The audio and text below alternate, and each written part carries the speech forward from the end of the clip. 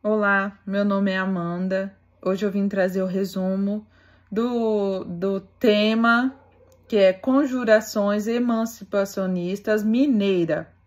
E aí eu vou começar falando sobre a Inconfidência Mineira, que ocorreu durante a Revolução, no ano da Revolução Francesa, em 1789, em Vila Rica, hoje que é o Ouro Preto.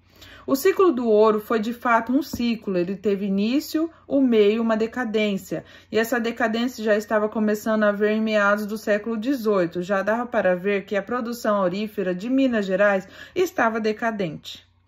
Só que o rei Dom João V, na época, ele simplesmente achou que ele tivesse sido roubado, que as pessoas estivessem pirateando o seu ouro e não que o ouro estivesse acabando. Porque na época ninguém acreditava que as riquezas de Minas Gerais poderiam acabar. Teve gente que veio morar em Minas Gerais desesperada atrás de riqueza, porque na época ninguém acreditava que a riqueza de Minas Gerais poderiam acabar, mas o ouro já estava em decadência. E aí começa aquela troca de impostos que estava acontecendo. E com essa desconfiança do rei, os impostos relativos ao ouro vão começar a ser trocados.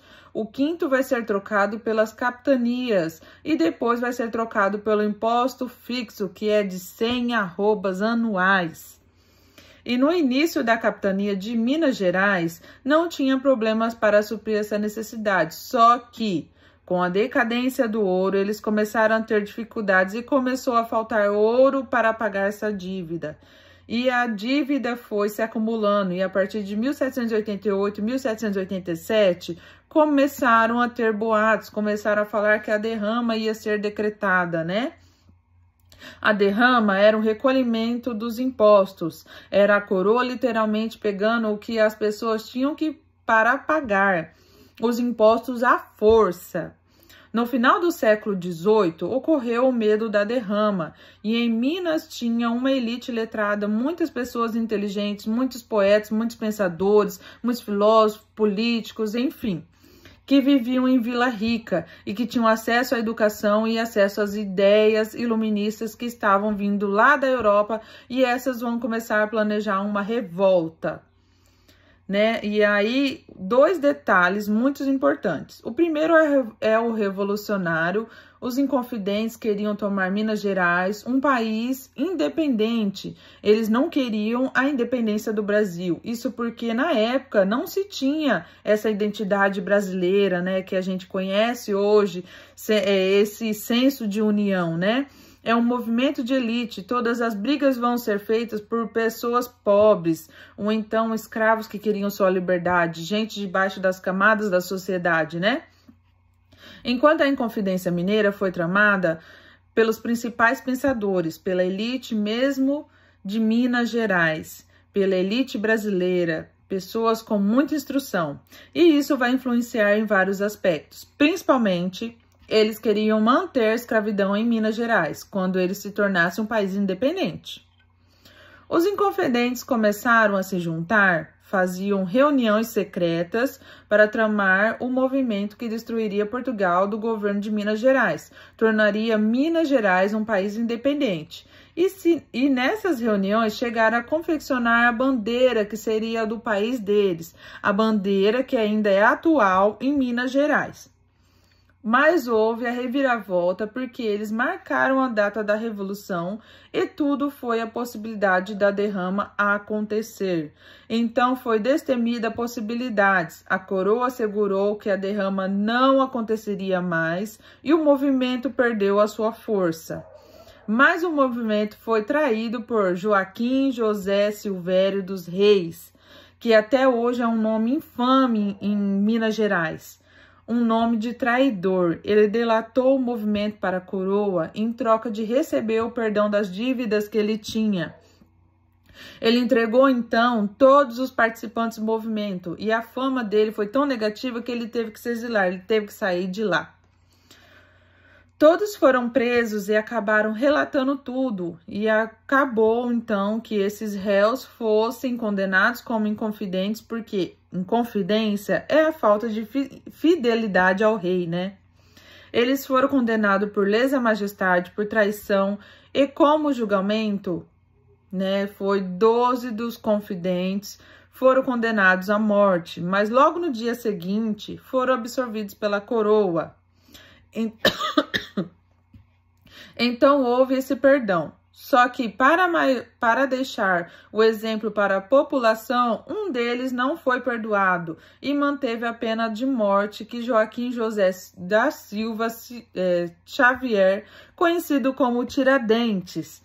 Ele teve toda a história de vida super interessante. Foi o mais fiel dos inconfidentes, não negou as suas ideias, mesmo sob interrogatório, e ele acabou sendo condenado. E a sua morte foi realmente um espetáculo, foi realmente um negócio para deixar o exemplo mesmo, porque ele não foi enforcado, ele foi esquartejado. As partes do corpo dele foram arrastadas pelo centro de Ouro Preto, no que hoje é a Praça de Tiradentes, atual. Tem uma estátua, quer dizer, né, em sua homenagem ao local aonde ele morreu, até hoje.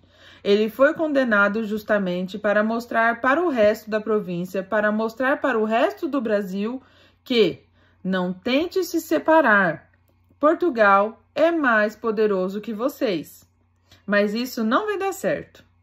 Temos que compreender também a imagem que foi construída de Tiradentes. Semelharam uma imagem de Jesus Cristo, um homem magro, de barba longa, cabelos longos, semelhança de Jesus Cristo. Ele foi um militar e ele atuou como dentista, por isso Tiradentes. Ele foi criado pelo tio e era republicano. Tiradentes é uma pessoa no Brasil que tem um feriado nacional no dia 21 de abril, porque ele foi eleito o grande herói da República Brasileira. O segundo movimento que também tem, é um dos mais famosos, foi a Conjuração dos Alfaiates ou Conjuração Baiana, que é o segundo que eu vou falar, o segundo movimento. Tem gente até hoje, né, que chama Inconfidência Baiana, que foi um movimento que aconteceu em 1789 em Salvador, na Bahia. As pessoas que participaram da Conjuração Baiana são de classes sociais totalmente opostas, enquanto a Inconfidência Mineira foi a elite da sociedade, a elite da Igreja Católica, as pessoas mais importantes, mais ricas e mais letradas na Conjuração Baiana. Não são as pessoas que estavam assim na base da pirâmide, né? As pessoas que eram geralmente muito mais pobres, até mesmo escravos, participaram da Conjuração Baiana. E pessoas, principalmente de profissões urbanas, principalmente os alfaiates. E daí que vem o nome de conjuração que teve. Porque eram pessoas realmente de origem muito mais simples e queriam melhores condições de vida. E a Conjuração Baiana teve grande influência, assim como a Inconfidência Mineira teve grande influência dos ideais iluministas. Além disso, a cor da pele sempre foi um fator discretamente no Brasil. E os membros da Conjuração Baiana eram principalmente mulatos e negros, pessoas negras, e os brancos que participaram, né, em sua maioria, era origem humilde, os pobres, né? A Conjuração Baiana teve influência dos ideais iluministas, não só realmente dos livros que eram circulando na França, das ideias que vinham da Europa, mas também de outros movimentos, como a independência dos Estados Unidos, a independência do Haiti, a própria Inconfidência Mineira e tudo mais. Mas no ano de 1763, a capital do Brasil foi transferida para Salvador. Desculpa. A capital do Brasil foi transferida de Salvador, que era a atual dela, para o Rio de Janeiro. O polo econômico brasileiro vai sair do Nordeste e vai começar a descer e vai instaurar até onde ele está atualmente, que é São Paulo.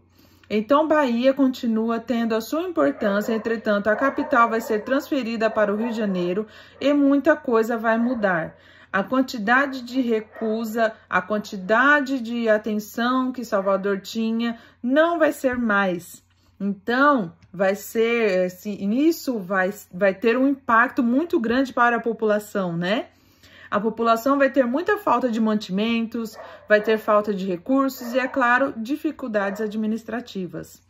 E aí eu trago para vocês agora os 6 pontos que guiaram os objetivos da Conjuração Baiana eram, primeiramente, abolir a escravidão. Porque a Bahia, desde o início da colonização, desde muito tempo atrás, sempre foi o local povoado por pessoas negras, por pessoas mulatas, né? Que até é um dos estados brasileiros com maior conjuração de descendentes africanos.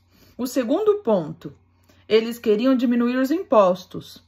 E o terceiro ponto é abrir os portos para comercializar com outros locais, principalmente com a França, né? O quarto ponto que eles queriam é o aumento salarial. E o quinto ponto foi o fim do preconceito. E o sexto e último ponto que eles reivindicaram foi a proclamação de uma república. Eles queriam muita coisa, mas que na época para a coroa era impensável, né? E não tinha como. Esses eram os objetivos da Conjuração Baiana. Mas que aconteceu em 12 de agosto de 1798, o movimento se precipitou. Esse foi o grande problema, porque membros do movimento começaram a entregar nos principais pontos lá de Salvador panfletos mostrando o movimento, contando que uma grande revolução ia acontecer, contando que grandes coisas estavam por vir, né? E isso, ao mesmo tempo que muita gente se interessou pela Conjuração Baiana, mostrou para as autoridades que tinha algo acontecendo. Isso fez com que a coroa portuguesa conseguisse se manifestar, conseguisse agir rapidamente em cima daqueles movimentos, e eles agiram sem misericórdia. Prendeu todos eles, a maioria, a parte foi condenado à morte, ou então foram condenados ao exílio, foram enviados para as colônias africanas ou então para ilhas no meio do nada. Então, no final das contas, todos que participaram da Conjuração Baiana acabaram presos, mortos, enfim, foram encarcerados de alguma forma. Dizem na época, e tem vários registros de pessoas falando que Salvador, depois da Conjuração Baiana, virou quase que um inferno, porque mataram tanta gente lá, várias pessoas foram condenadas à morte, e com o calor da cidade, os corpos começaram a se putrefazer, a se ficarem podres, né?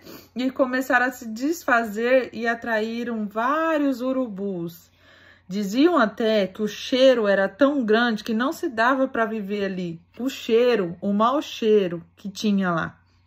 Um dos maiores panfletos, né, da Conjuração Baiana falava uma frase muito tocante que se dizia assim, ó: animai-vos, povo baianenses, que está para chegar o tempo feliz das nossas vidas, o tempo que todos seremos irmãos, o tempo em que todos seremos iguais.